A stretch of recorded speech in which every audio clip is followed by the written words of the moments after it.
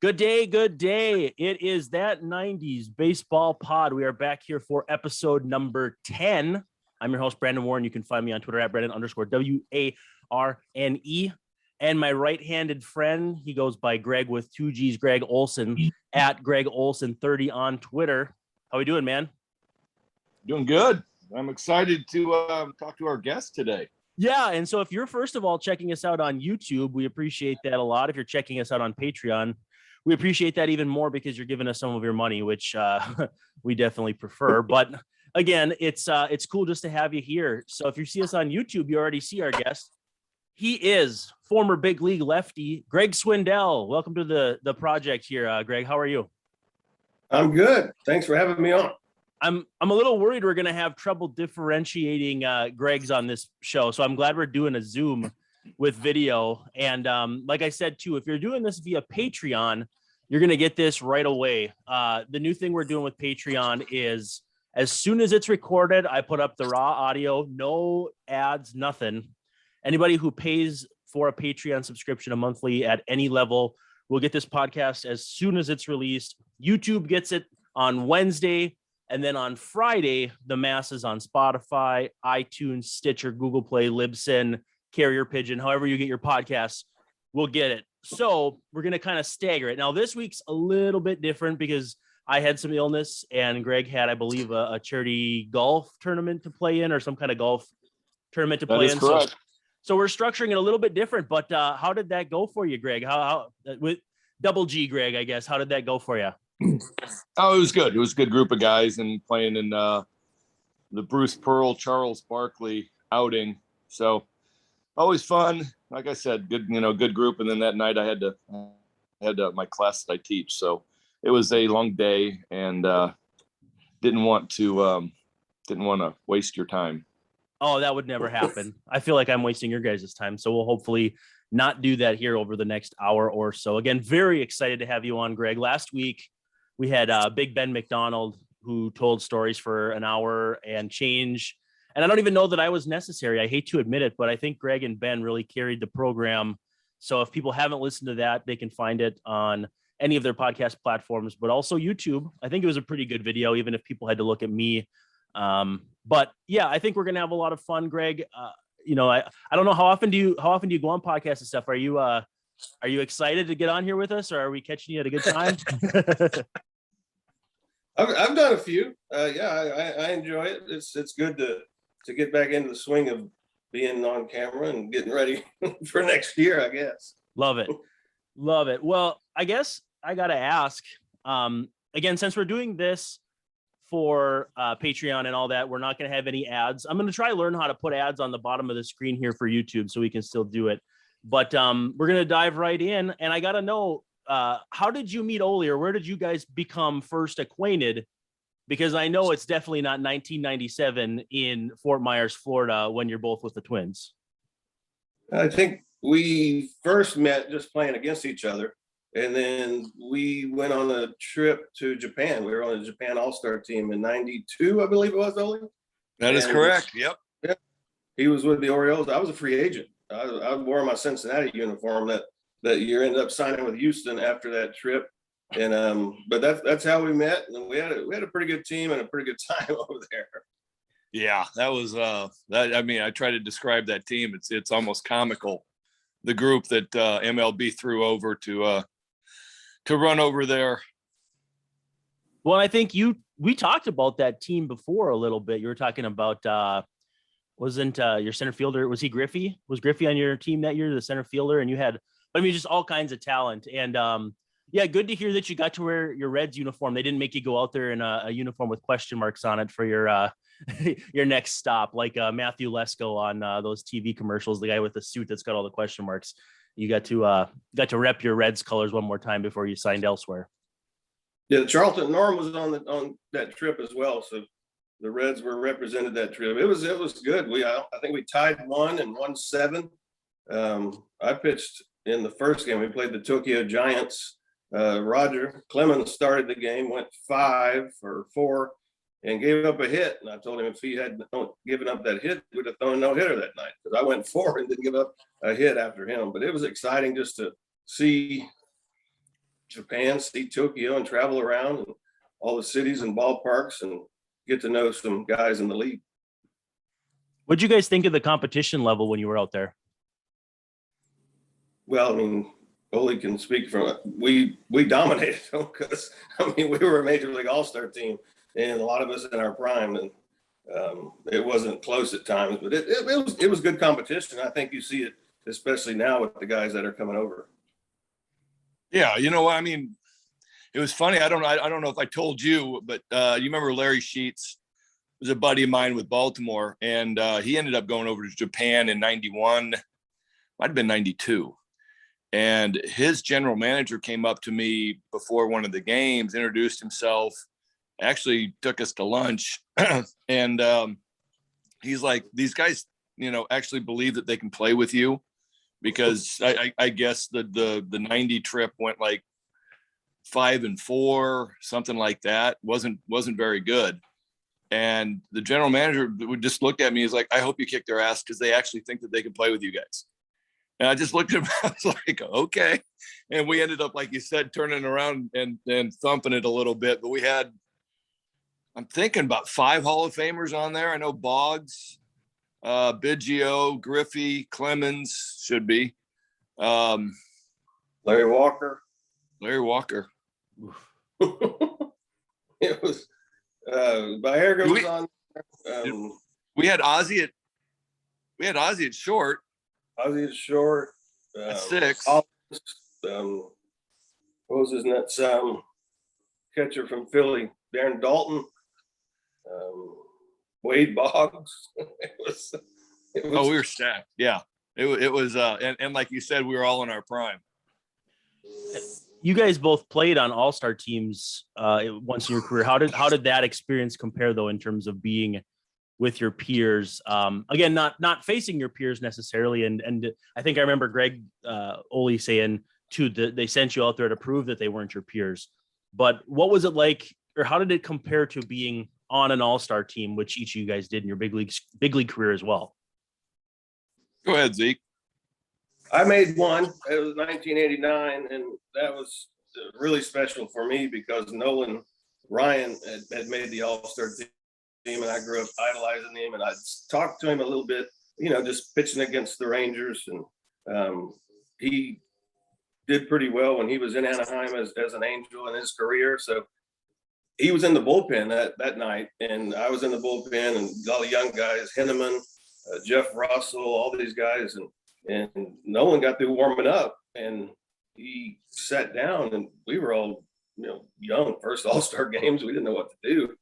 So I just thought to myself, well, I'm from Texas. I guess I should break the ice here. So I got Nolan a Gatorade and a towel. And he said, thank you. And I said, well, Nolan, are you nervous? And he just kind of chuckled and said, you know, I'd be lying if I said I ain't. And that kind of really broke the ice for the entire bullpen, because our buttholes were tight, having to go in after Nolan Ryan into an All-Star game. And it just kind of loosened everything up. And it was a really special experience for me personally, because Nolan was there, and then to pitch in the game and do well and pitch against, like I said, All-Stars, and just have a good time. It's not as a big a spectacle as it is now, but it was a really good time. I enjoyed my only trip to the All-Star game. I don't think I realized that you only went once. It seems like, you know, you were a perennial dude, you know, and yeah, that was the 89 one. That was a good one to watch. I remember Gubazat telling me the story of when Bo came up against Russell and sitting in the bullpen, and he just kind of looks around and he goes, this is not a good matchup. Well, him and Wade went back to back to open the game. I forgot about Wade doing that. But to answer your question, the All-Star game, we don't get noted for going over as All-Stars and you know, going over and playing the Japan thing, and it's not ever noted on anything. Mm-hmm. The difference was, you know, one game, you know, the pomp and circumstance of the All-Star game, being around all these guys, like he was around Nolan, I was there the next year in Wrigley, and, my thing was walking into the locker room and I'm sitting between Mark McGuire and Wade Boggs and going, what am I doing here? Well, in that clubhouse, you were probably sitting on their laps. Yeah, it was tight. We sat next to each other randomly. But the trip to Japan I thought it was a little bit more fun. It was, you had 8, 9, 10 days of playing with the best in the world, and, just hanging out afterwards and going to dinner and almost, a team for a week. And so got to know guys a little bit better. I feel like, got to hang out with Zeke and all these guys. And then I ended up playing with him, 5 years later, and then again in Arizona in '99, I believe. So you get to know guys a little bit better over the week. Any hesitation from you guys or second thoughts whatsoever when you were asked to go over there? Oh no! The only question for me was what uniform was I going to wear. I didn't. No, I'd never been. I'd never been to Europe. I'd never been that far on an airplane. Been in the United States, and that was about it. So it was a trip of a lifetime. I've gone back to Europe. I played a little golf over there since then, but there was no hesitation by me. I just glad they asked me. Yeah, I some reason I turned it down in '90, and I have no earthly idea why. And it was just, they could, get like a phone call at Fenway Park at the end of the season going, hey, do you want to do this? And I was kind of like, I was exhausted by the end of the year. I was just going, no, I'm done. I'm done. I don't even know what it is. And then finally, I think somebody explained it to me. So I get invited in '92 and couldn't, like you said, couldn't pass it up. I hadn't been over to Europe, let alone Japan. So it ended up being, it was a great move. It was a lot of fun. It was just, had to keep the arm going for another 2 months. Then they threw the dollar signs and the meal money out there, and it was a yes, definitely. No, well, we all know how that goes. Yeah, the meal money was pretty good. So, Greg, growing up in Texas, you were not drafted out of high school and ended up going to, obviously the University of Texas there in Austin. Was there just a like we talked with righty Greg, it was pretty obvious you were going to go to college. Was there any chance you thought you were going to get picked out of high school, or were you just kind of hands off? I'm going to college and don't even bother. No, I was 84, 85 in high school. Okay. I didn't throw hard. I had a good little roundhouse curveball, not as good as Ole's, but it got over the plate and got people out.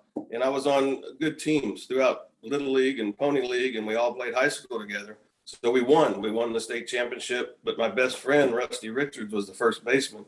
In high school, he was already 92 miles an hour. He was 6'4", batting 350, 400 from the left side, playing first base. So they were always after him. And looking at him, he eventually got drafted but didn't sign. But he signed with the University of Texas. And they came to watch him one day. University of Texas did. Actually, Doug Gassaway, the Philly scout, they liked Rusty, but they also said you should take the picture. And when they told Coach Gus how hard I threw, he kind of laughed on the phone. He goes, no, but he throws strikes and he gets people out, and he went. And so with that recommendation, I got the scholarship to the University of Texas, got stronger, and my velocity obviously increased once I got to college. Now, you went there, if I'm not mistaken, the year after they won the Natty. And then I think Ben said last week that he was looking at schools and had gone to, Greg, do you remember where he had gone where they had won the year before? And so they were going to lose all their guys and he didn't want to go there? No, that was me in Mississippi State. Oh, that's right. That was you in Mississippi State a couple weeks ago. That's right. So anyhow, though, you do still end up going to Texas and actually runner up twice while you're there, 260 win seasons. That had to be just a phenomenal experience to spend 3 years in Austin playing for Coach Gus. Yeah, it puts you on the map. I mean, at the time in the mid 80s, University of Texas was the elite program, in my opinion, in college baseball. Now it's kind of a level playing field, and guys go everywhere, and all teams are good. So it was, especially in the state of Texas. I had offers to go to U of H, TCU, Rice, but Texas was the school. We had watched them for the first few years. ESPN at the College World Series. My best friend's brother had played there in the late 70s, so it was set up perfect to go there, and it was a life changer, definitely. I didn't know if I would pitch as early as I did. The two guys got hurt in a car accident right before my freshman year started, and I was able to pitch. And first outing didn't go well, but after that, things went well. My first win came against Arizona State in Tempe with Bonds, Devereaux, and McDowell.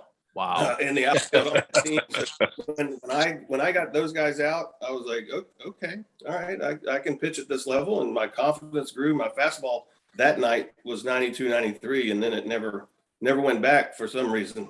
I guess the competition. Wow. So was that the first time you'd seen those numbers, and were you pretty electrified by that? I'd have to imagine so. I mean, I've never seen those numbers unless I've been driving and about to be in trouble, but that had to be pretty great. Yeah, it was because I started the very first game of the year and went 3 or 4 innings, gave up some runs, just didn't feel well on the mound. And then when we got out there, the crisp air, and I like I said, Devereaux, Bonds, and McDowell, and Wakamatsu, and Romy Kuch, and all these guys, you had to have good stuff. And from then, I relieved Bruce Ruffin, started that game, and I came in after him, and he only went 4 2/3. So I got that hawk win where I end up pitching the rest of the game. But the velocity showed up that night and never went back until like 20 years later when I got out of the big leagues. What was your relationship like with Coach Gustafson, and what's it like now? Coach Gus, he's not doing so well. He's I believe 90 years old now. Yeah, he's not a young man. Texas had the Super Regionals last year, and he showed up out there. Coach Graham was out there. It's neat. We talk occasionally. Guys go see him some, but he's starting to not remember a lot. So it's sometimes tough to see him in that situation. And as kids, we still have a good relationship because as long as he was at Texas and all the guys that have come through there, you still remain friends. And he's out of the game as much as he can. He just doesn't remember as much as he used to. He'll remember a game in 1975, but he just won't remember your name at this point. Are you doing all the games for the Longhorn Network with Zonk?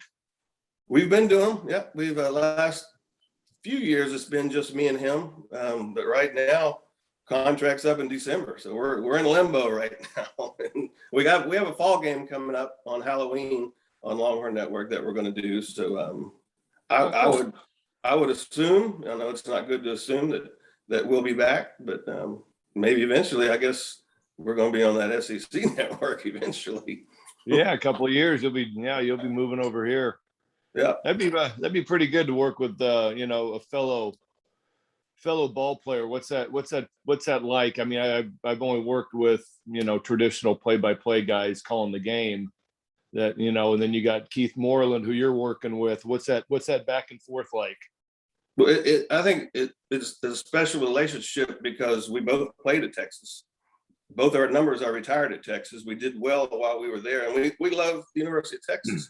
A lot of times they have to get in our ear about being too homerish, but we are the Longhorn, and we did play here, so it's great. It's not a typical, like you said, play-by-play guy. Keith tries to be perfect, but sometimes his Texas drawl gets in the way, and he gets ahead of himself. But it's a beautiful thing because I just laugh at him. He'll mispronounce guys' names all game, and I just subtly correct him as the game goes on. And it's two guys in the booth talking baseball, and that's what I think is so unique. It's not your typical professional play-by-play guy giving you his blah blah blah. And it's two guys that have played the game at that level and at the next level, and we have fun. Very good. But I kind of noticed a fun thing too. In '84, you guys lost to Fullerton, and their head man ended up being the next guy at Texas to hang around for a while. And Coach Augie, did you ever get any kind of relationship with Coach Augie? I know he had a pretty big legacy too. I remember some Twins guys that played for him. Jesse Crane comes to mind. and a few other guys. Did you develop any kind of relationship with him, and you guys ever talk about 84 at all? Oh yeah, if you wanted to have a relationship with Augie. I mean, he whenever he spoke, a lot of times you had to get out of the thesaurus or something just because he spoke above you. They called him the Zen. He could just tell. First time I really listened to him talk, him and Keith Moreland in Omaha were having a conversation, and I looked in his shirt pocket and I said, "Dude, give me some of that stuff you're on." And he's like, "What are you talking about?" And I go, "Whatever you just talked for an hour and I didn't understand a word you said, but if Keith believes you, I believe you." So the relationship, I ended up volunteer coaching 2 years at Texas for Augie in 05 when Texas won the national championship. So it all worked out. The relationship was great. I didn't get my national championship as a player, but I got one as a coach when I helped in 2005. Well, what was the lead up like to the draft for you? Because a lot of guys that go as early as you did are in that 1-1 conversation. I believe Greg said in his year too, he was in that mix at 1-1. Didn't end up happening. I think you went behind Jeff King, who ended up being a pretty good player. And that first round that you went in was loaded. I mean, absolutely loaded. You went ahead of some pretty great players too. What was that lead up to that draft like? And how did you handle all that hype? Because it couldn't have been easy, even in that age where, you know, there wasn't social media and ESPN showing everything. It still had to be pretty great.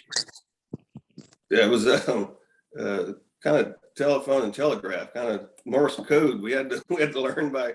You didn't really know what was happening. You talked to scouts, you talked to people, and you knew you were going to get drafted early. I remember one time I just did a picture on the mound at Ditchfalk Field, and they had a Pirate hat, a Cleveland hat, a Giant hat, like 5 hats around me. You know, which one's he going to go? And once draft day came, you waited for a phone call. I mean, literally, when the phone rang and Joe Klein was on the other end saying, "I've been drafted by the Cleveland Indians, 2nd overall, and we'll be in touch in a couple days." And that was about it. There was a TV crew from Houston that was at the house, but there wasn't much hype. I didn't know who went before me. I didn't know who went after me until later on, a few days when it all came out in the newspaper. And I always give Matt Williams a lot of grief because he was the third pick after me, and he had a pretty good career himself too. Yeah, three of the next 4 guys all either could be in the mix to be Hall of Famers or should be. I think Kevin Brown is criminally underrated for his career. That sinker was unbelievable. He probably broke more bats than anybody else. But yeah, just an incredible round. How was your draft experience going 4th overall different, Greg, compared to just a couple years before? It was the same. You know, you hear talk and you think you know what's going on, and you know, maybe every once in a while your coach, you know, Hal Baird for me would, you know, say, "Oh, Bobby Cox was in the stands when we were playing in the SEC playoffs," which ended up being my last college game. And I was like, "Oh, wow, that's cool. All right." And you just kind of move on. You just, you know, you don't know what to believe, and it's totally different than it is now. And like Zeke said, it was sitting around my apartment on draft day waiting for a phone call because that was the only place to get a hold of me. And you know, I wasn't going to leave the house until I got a call. So if I got drafted in like the 3rd round, I was there all day, plus tomorrow. Well, so you were only in the minor leagues for a very brief period. Now, you've got all of these on our right-handed regular friend here. You were drafted 2nd. He went 4th. You debuted in August. He debuted in September. And you pitched, I think I have down here, 18 innings in the minors. And Greg with 2 Gs had 24.1. So I don't know how you guys want to duke it out over that. But you guys both sprinted to the major leagues. And this is, I guarantee, a stupid question. But is there any part of you guys, either of you, that wish you had been in the minors longer? I know it's dumb, but any part, even a sliver of you that says, "Oh, you know, I would have liked to have done this instead of going to the big leagues." And I'm sure the answer is no, but I still have to ask. Yeah, I mean, and people do. You know, the only grief we got were probably our teammates when we got to the big leagues, because I ended up playing with Doug Jones, who spent 11 years in the minor leagues. And then guys are like, "Oh, well, you pitched 3 games." I'm like, "Hey, I wasn't going to tell them no." they called me up. No, thanks. I really want to stay here in Waterbury, Connecticut a little bit longer. No, it was, hey, they don't do that these days. I couldn't imagine a guy pitching. Well, Finnegan did it a few years ago from TCU, pitched in the College World Series and the Big League World Series, but mostly guys, they shut them down. They shut, I think Jack Leiter down this year. He didn't pitch anymore after college. So they kind of bring them along. Cleveland was not very good in the mid 80s. I got drafted, and 3 weeks later, I was pitching in Cleveland. Never been there in my life. And it was quite an experience, especially the outcome of my first game ended up 24-5. Yeah, I was going to ask you, what were those early years like in Cleveland? Because for someone of my age, and you're going to hate me for this, but I was born the year you were drafted. I'm sorry for bringing that up.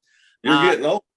Yeah, right. I'm used to the mid 90s Indians or Cleveland baseball team, whatever, Guardians. I'm used to there you go, the mid 90s Cleveland team where we were talking about recently with Ben, where you get down to 7 and 8 and you got Manny Ramirez and Jim Tomei playing third base down there. That's not how it was. I mean, they actually made a movie about how bad the Cleveland Indians were, or at least that was the main part of the movie. What was that like? I mean, you played with some pretty interesting guys. Ron Washington, I see on here. I see Mel Hall. I see Otis Nixon. Two of those guys have episodes of Crime in Sports, a podcast that I really enjoy, dedicated to them. Mel Hall's is a lot less wholesome than Otis Nixon's, of course, but very interesting characters. What were those early years like in Cleveland? Because they had to be kind of difficult. Well, I mean, I was in the big leagues. That was where you always want to be.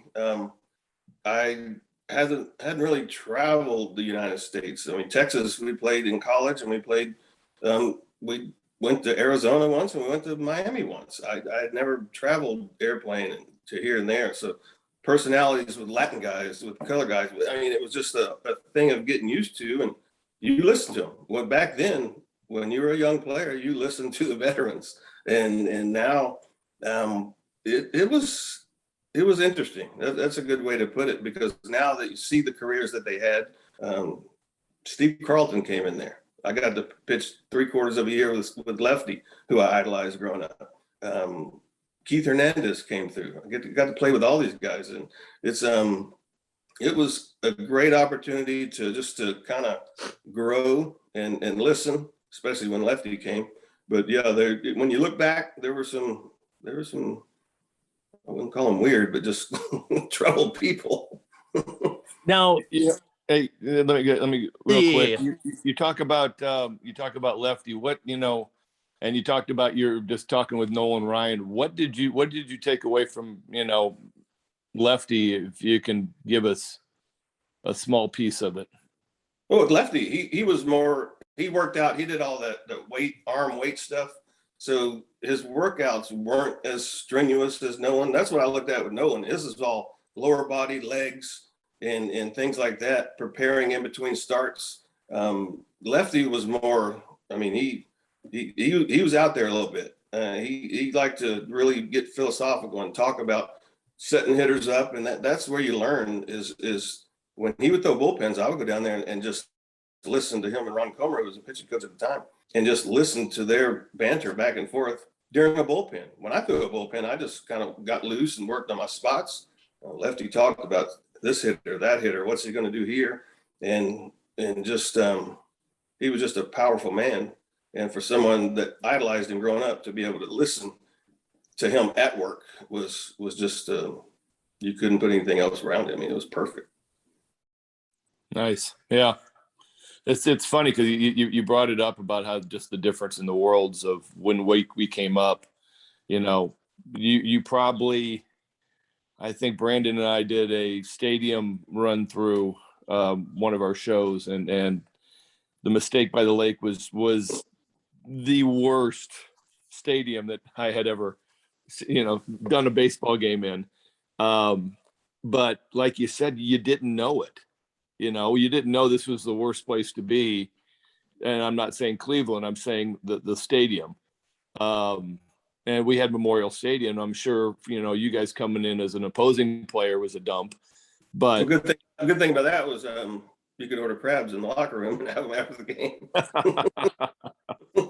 but it's funny because you didn't know it. You were so happy to be in the big leagues and being where you've always wanted to be. You didn't care that you were playing in a stadium that was, not that great. And that's putting it. Go ahead. That's putting it nicely. Not that great. The home side wasn't as good as the visiting side in Cleveland either. It was small as well. I could never figure out in the Cleveland Municipal Stadium how they got a visiting football team in there to play the Browns. Because you could barely. Half of them probably had to dress at the hotel. When we had September call-ups on the home side, there was a small locker room up a thin flight of stairs, or they put them in the little kitchen in the back. Jim Tomey, when he first came up, shared a small locker in the kitchen at Cleveland Municipal Stadium. And now he's got a statue outside the new one. That's pretty good. No, it's funny because I would sit there and I'd go, because best part of being there in September was that the field was drawn out, so you'd be running pass patterns all over the place during batting practice. But then I'd walk in and I'd look around. I'm like, how is the full Bengals football team sitting in here? We can't even get our September call-ups in here. They are, half of them are lockering in the crapper. They throw some lockers across from the stalls, and that's where I was going to call them freshmen, but that's where the rookies were. And no air conditioning. Oh, it was good. What was it like going back to Cleveland in '96 when they had the Jake? Because obviously, you had gotten your baptism by fire in the old stadium, not entirely unlike Gregg with Baltimore going to Camden Yards, though he got to be there when that happened. But when you got there and you got back and you're like, whoa, this new place, that had to be quite a nice improvement. Yeah. I mean, that's what you wanted to see when I was there. I wanted to be around when the stadiums were full, when the stadiums were packed, and be on winning teams. And eventually they started bringing farm system. They traded, they got Baerga, Alomar when I was still there. So you could see the trend starting to go. 96, Houston released me. Boston called, and when Cleveland called, I was familiar with it. I was familiar with Mark Wiley. I was familiar with just Cleveland in general. And to go to the new stadium, wear different colored shoes now. They wear blue ones, they wear red ones, they wear black ones, they got this. But I knew I wasn't going to pitch very much. They were stacked. They had a good rotation, a great bullpen, but it was something to extend, maybe getting me to 97.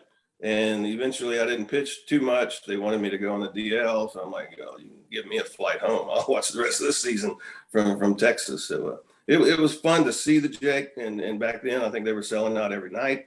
The fans, to see the people of Cleveland finally getting a winner and then making it to a couple World Series. 95, actually, I went up and watched, I think 95 when they played the Braves, because I was good friends with Chuck Nagy and went and watched him pitch his game in Cleveland. So it was great to see the city turn around. And now it's really weird because there is no Cleveland Indians anymore. It's going to be the Guardians, and it's going to be different.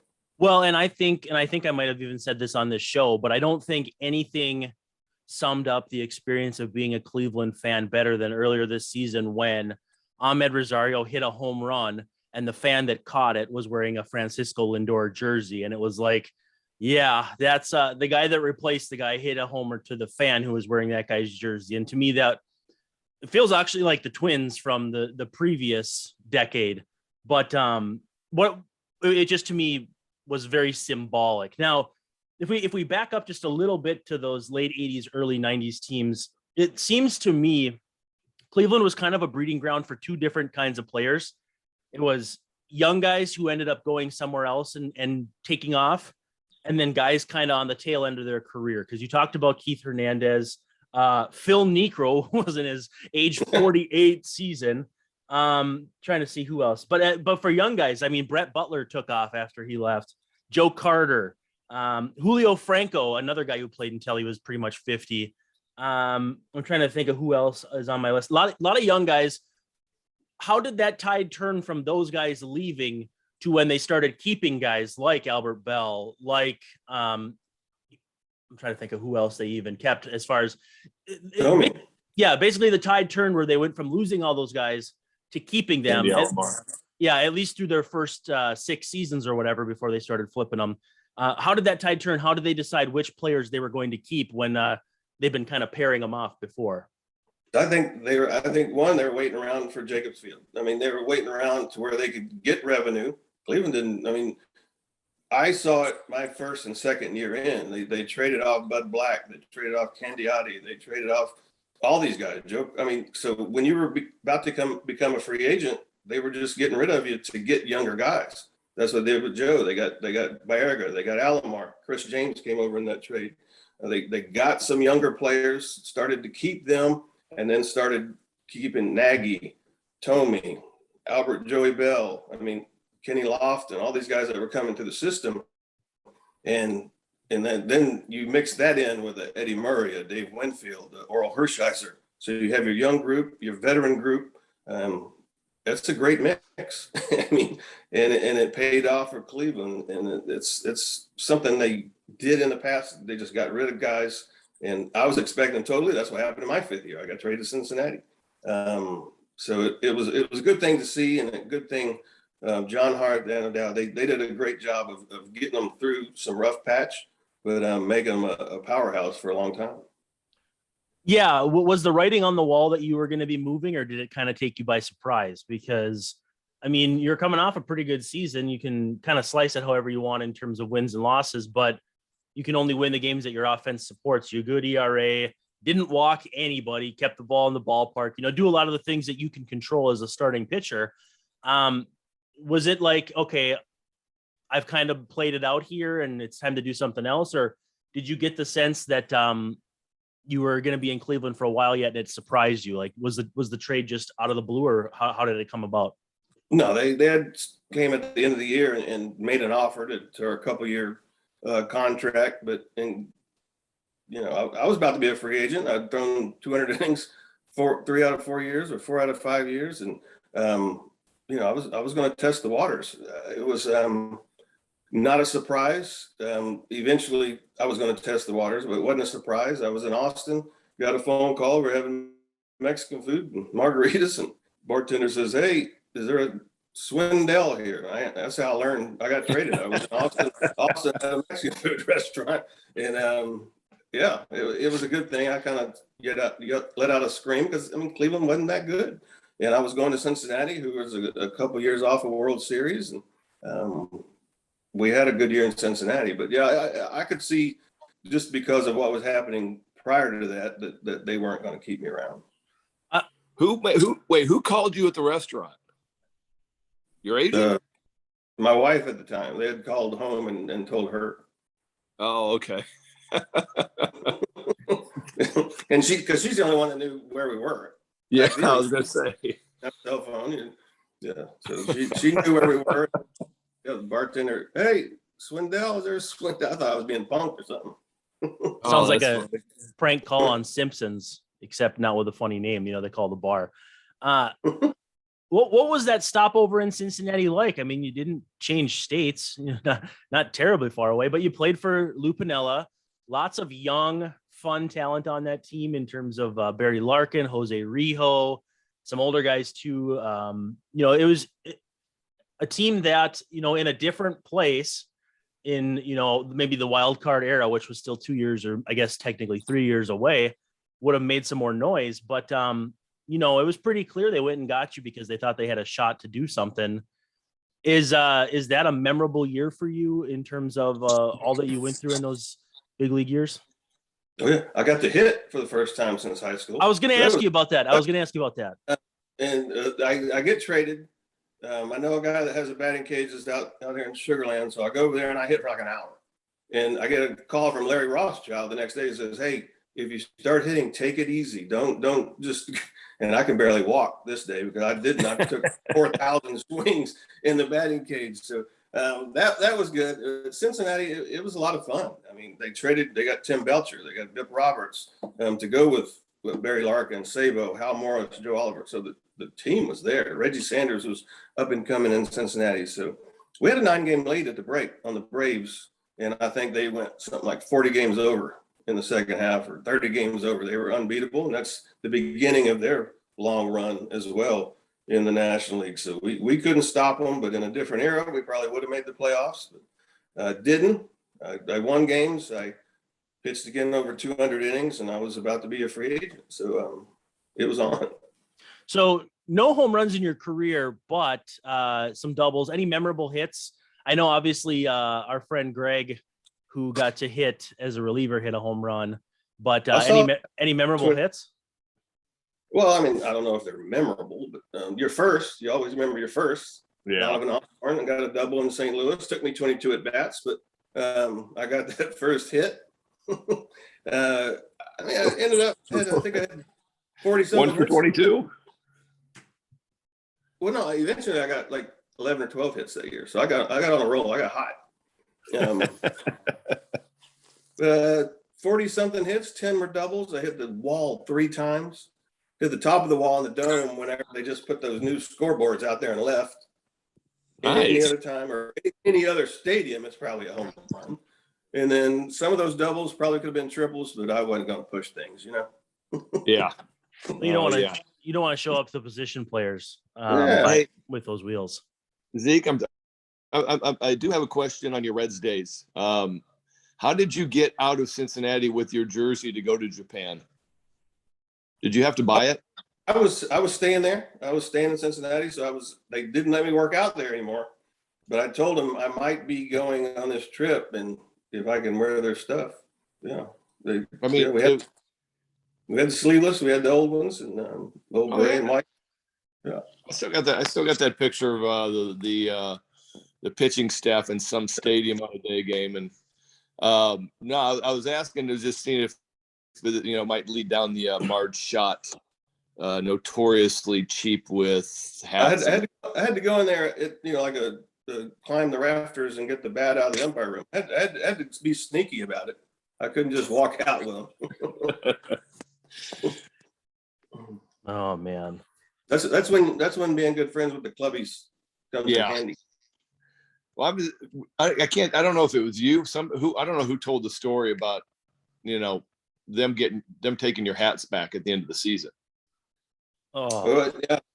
I didn't keep my hat anyway, but she extra donuts though. She would leave out and put a price tag on it, like 25 cents if you want it, like a donut that's been there for 3 days. And then the dog was always out there. I'm trying to get loose, and Shotzi 6 or whatever, chomping at my shoes and taking a dump on the field. It was she didn't know anyone's name. She just knew them by position. So it was. She loved baseball, but she loved animals too. What was that NL transition like? And the reason I ask, not so much about hitting, because obviously that's a big deal too, but in the early 90s with no interleague, this is in some ways learning a whole new league, less player movement. It wasn't quite as, there wasn't the trade deadline, so guys weren't moving as much. Was it a big adjustment for you to go from the AL to the NL, or was it, same game, same ball, same bases, all that stuff? Yeah, I've always stayed the same. I mean, you talk about the American League, they try for the 3-run homer, you throw ball speed when you're heading the count or behind in the count. I never changed. I never hardly threw inside. My fastball's away, my curveball's in the dirt. I mean, it wasn't much different. Adjusting, it was easier because you did have that pitcher to batting ninth. You didn't have to pitch to really 9 good hitters, and that's the only difference. It wasn't much for me personally because I never changed my style. What did you do when you came out of Texas? And obviously, 18 innings in the minor leagues. I'm sure you didn't pick up much. I don't think I picked up anything in the minor leagues from any of the coaches, because you're Greg Swindell, you're the number 2 pick in the draft. They're not going to do anything, So what was the adjustment from going from basically Texas right to the big leagues? What did you learn that you needed to do, almost immediately? Well, one, I had over 500 strikeouts in college. I was not going to do that at the big league level. And I tried to do that early. I tried to get swing and misses. I tried to get strikeouts, pitch counts get up. So basically early, you kind of had to learn how to pitch. You did throw your breaking ball behind in the count. To certain hitters, you didn't do it to all of them, and you couldn't let up for any hitter.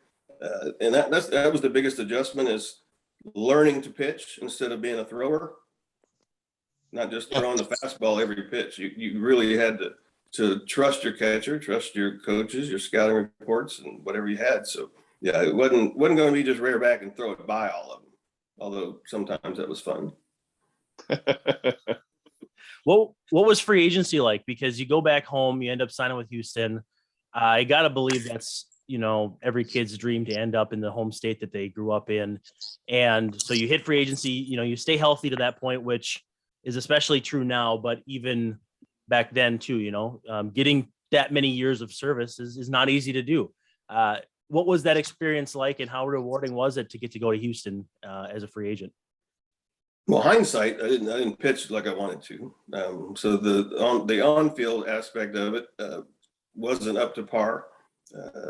I could have gotten a lot more money to go other places, but I wanted to come back home. I thought it would be fun. At the time, the Astrodome was supposed to be a pitcher's ballpark.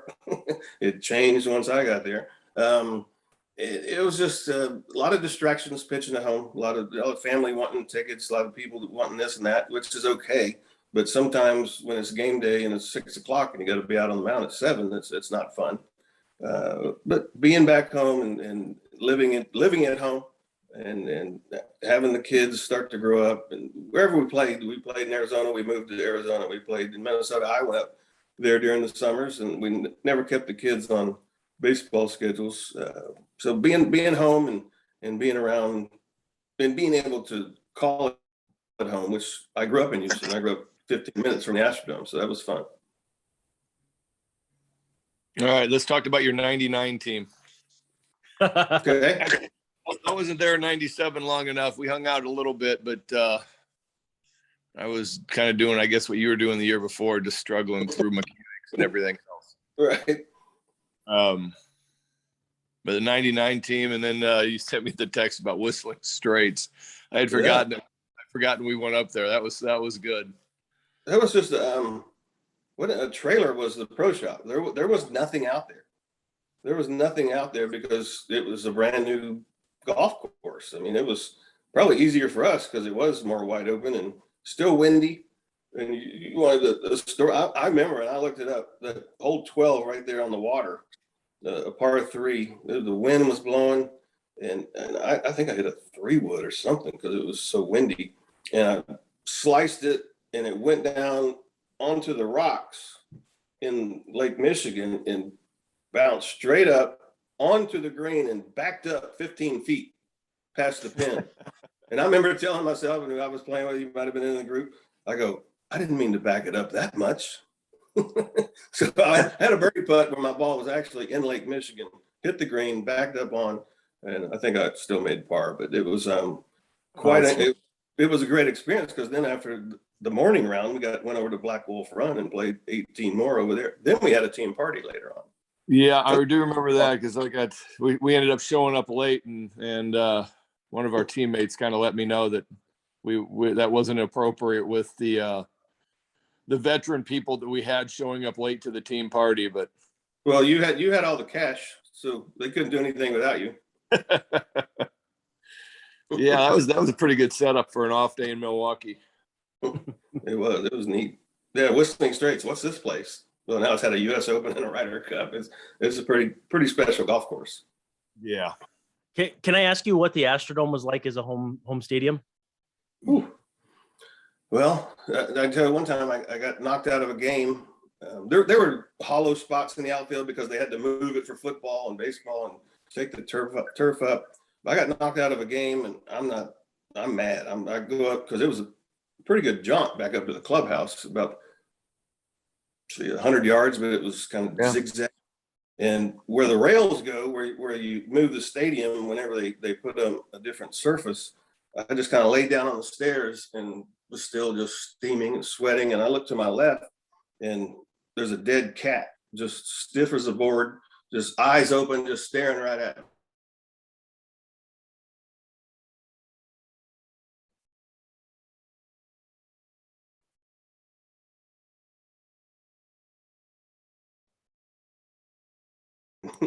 Yeah, things, because the cats were in there to eat the rats. And that's the whole thing about the dome. It was kind of, it was getting old, and cats liked rats, and rats were in there, and it was a special place because I grew up going to watch the Astros growing up and being an Astro buddy and going to see Nolan Ryan and Tom Seaver. But a weird setup when you see cats staring at you.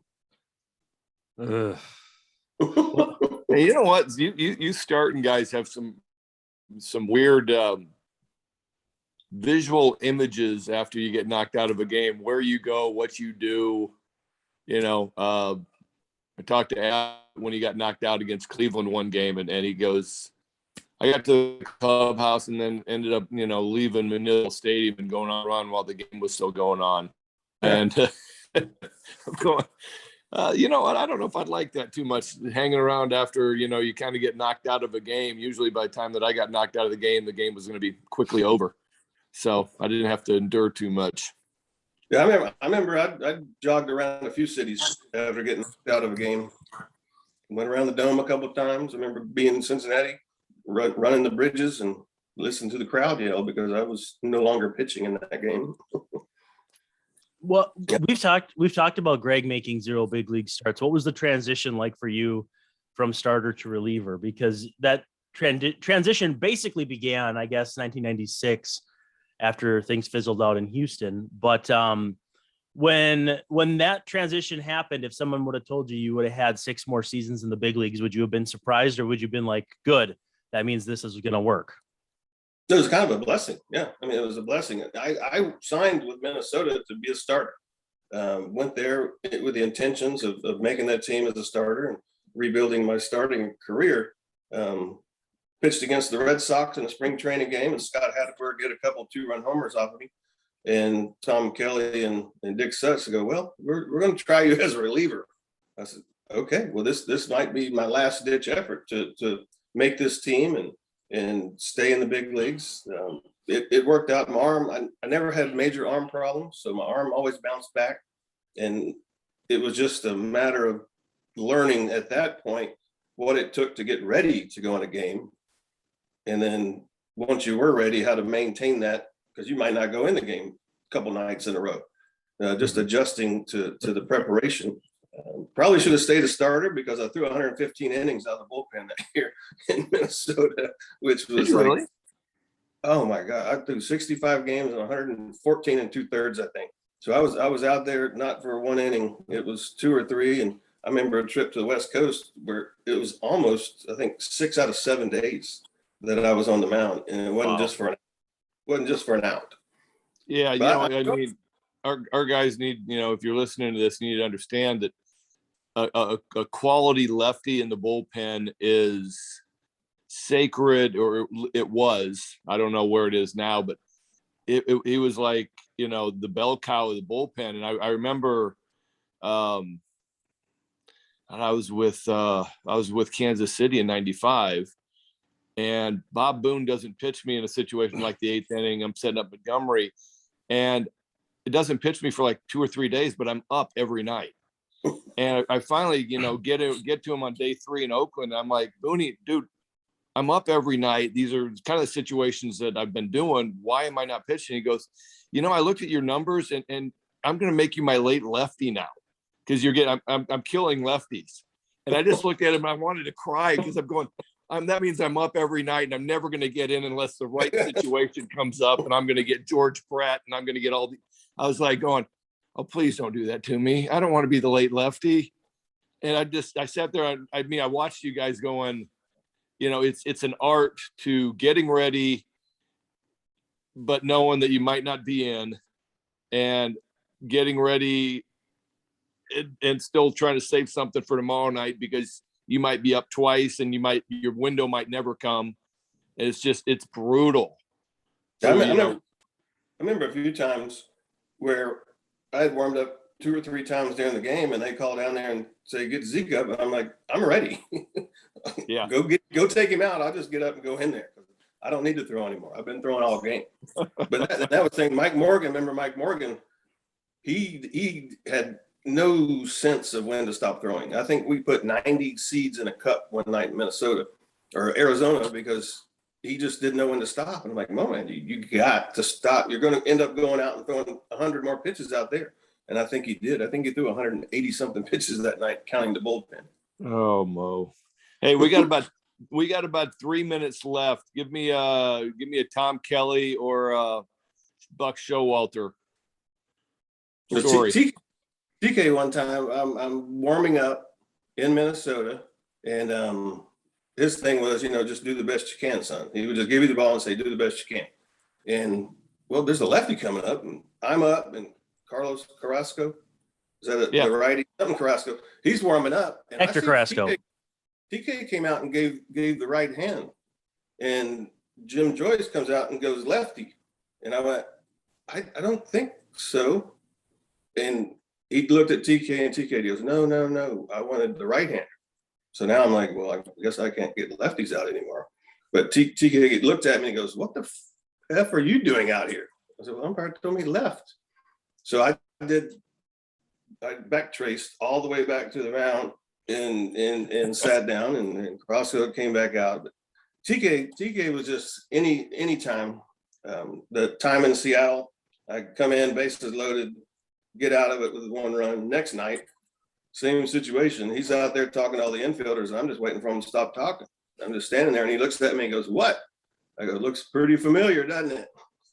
He kind of started laughing. You didn't get too many laughs out of TK. And Buck was just he wanted to be the little general out there. I think whenever Randy came in with his hair and mustache and Buck tried to stop it, I went into his office and said, "Wait, just because he's won 5 Cy Youngs and I haven't doesn't mean that I can't do this and that. We're all here together." And he got that. And I especially loved him one night when he gave me the ball and said, "Cha-ching." I went, "What?" He goes, "You got an incentive for this outing, don't you?" Sweet. Okay, thanks. So, Nice. Pinella was great. I had in Cleveland, I had Doc Edwards and Corrales. So I had a lot of managers, a lot of pitching coaches, but more importantly, I had a lot of great teammates. You included Ole, and Thanks, brother. it was just an awesome time. It's great to see you doing what you're doing now. You kind of got to spend some time in Austin over the summer. I got a little bit. Yeah, I appreciate you and Zonk, Keith Moreland giving me a little bit of help and info on the Texas boys for the regional. That was very helpful, actually, because at least I knew that they were going to run through the regional, and I was going to be seeing them the most. The best information I could get. And we had a couple years ago, LSU was in town, and we had me, Zonk, and Ben came in, so we had a 3-man booth of us 3 for a LSU series. That was a lot of fun. I didn't have to say much that series. No, he can talk. Yeah, he can talk. And Brandon, you got anything else? Well, no, I'm actually thankful that you guys can talk, because that took pressure off me. And if we'll take 1 more minute, I gotta know, how was your Twins experience overall? Because as a kid who grew up watching the Twins at that time, what was that like to be a Twin? It's the Metrodome. They're not real good. Kirby Puckett's gone, so there's not a lot of expectations. What was that like? You just said it. You said it all right there. The Metrodome, they weren't that good. They weren't expected to do anything, but it was still the big leagues. You still had to prove yourself day in and day out. I was trying to reinvent myself. They gave me the opportunity. They took my truck off in Fort Myers the day before the truck's going to Minnesota, and I'm like, great. What does this mean? Did they really? They didn't have enough room on the truck, but they were taking another truck up there, and I'm like, oh man, I thought I was done. The day before, I'm packed, my truck's there, and I'm like, huh? What was his name? Rimsey. Yeah. I mean, it was a great experience to reinvent my career, and like you said, I got to pitch 6.5 more years coming out of the bullpen, and eventually landing in Arizona and winning a World Series. Good stuff. Well, that's as good a place to end as any. Thank you so much for being a special guest today, Greg Swindell at Greg Swindell on Twitter. Hopefully we can have you again because like with Big Ben, lots of meat left on the bone in terms of subjects to get to. Greg Olson at GREGGOLSON 30 on Twitter. Thanks again for coming on this week. Fun show. We'll see what we can do for you guys next week. This is Brandon Warren signing off at Brandon_WARNE saying thanks again for checking out that 90s baseball pod powered by Access Twins. We'll catch you next week. Peace. All right, guys, we're clear. Thank you so much. Zeke, you're awesome, brother. I appreciate it. It was great. Appreciate it, Oli. Yeah, We'll man. talk soon. I'll talk to you soon. Thanks. All righty. All right. See ya.